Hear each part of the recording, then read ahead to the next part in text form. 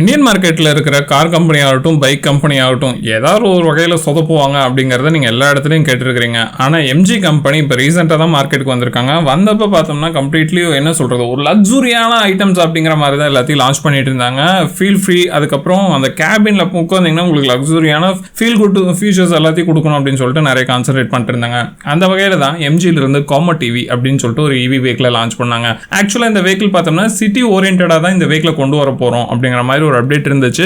அப்படி இல்லாம இந்த வெஹிக்கிள் நிறைய பேர் யூஸ் பண்ற மாதிரி இருக்கணும் அப்படிங்கிறதுக்காக ரொம்ப காம்பாக்டான சைஸ்ல நல்ல ஒரு ஈவியா கொண்டு வந்தாங்க. அதுல எந்த ஒரு மாற்று கருத்தும் இல்லை. ஆனா இதை கோட் பண்ண பிரைஸ் இருக்குதே, அங்கதான் ப்ராப்ளம் ஆச்சு. ஏன்னா இந்த காரை ஒரு 5 lakhs கோட் பண்ணியிருந்தாங்கன்னா, அதாவது ஃபீல் குட் ஃபியூச்சர்ஸ் அப்படிங்கிறது தேவைதான், நான் இல்லைன்னு சொல்லல.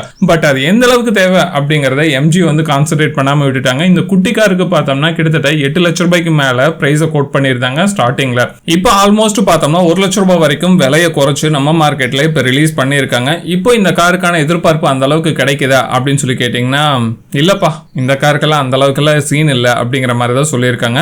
ஸோ இந்த வண்டியை ஃபுல் சார்ஜ் பண்ண 230 கிலோமீட்டர் வரைக்கும் ரேஞ்ச் போகக்கூடியது. 17.3 கிலோவாட் பேட்டரி யூஸ் பண்ணியிருக்காங்க. 4 சீட்டரா இந்த கார் வருது. 4 சீட்டர்னா 2 அடல்ட் 2 கிட்ஸ் அந்த மாதிரி உட்கார வச்சிங்கன்னா தான் இந்த காருக்குள்ள கம்ஃபர்டபுளாக உட்கார முடியும். 4 பேர் அடல்ட்ஸ் போகணும் அப்படின்னு நினைச்சிங்கன்னா இந்த கார் வந்து சூட் ஆகாது. ஏன் இந்த கார் வந்து ஜோக்கர் மாதிரி வந்து ஃபர்ஸ்ட் ட்ரீட் பண்ண பட்டுச்சு அப்படின்னு சொல்லி கேட்டிங்கன்னா, இந்த கார்ல 200 கிலோமீட்டர் வரைக்கும் ரேஞ்ச் கொடுத்துச்சுன்னா அவங்க கிளைம் பண்ற ரேஞ்ச் எப்பவுமே ஈவில கிடைக்கவே கிடைக்காது. ஏன்னா அது நீங்க எப்படி யூஸ் பண்றீங்க, எந்த மாதிரி டைம்ல இருக்குது அப்படிங்கிற நிறைய விஷயம் இருக்குது.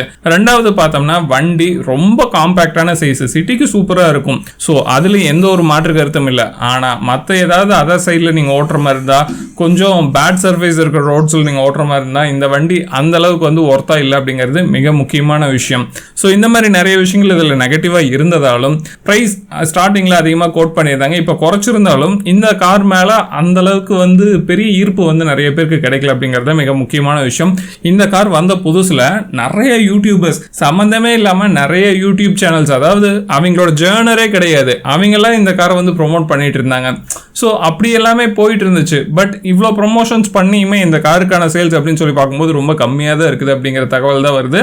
இந்த காரை பத்தி நீங்க என்ன நினைக்கிறீங்க அப்படிங்கிறத கமெண்ட் பண்ணுங்க. அடுத்த வீடியோல பார்க்கலாம்.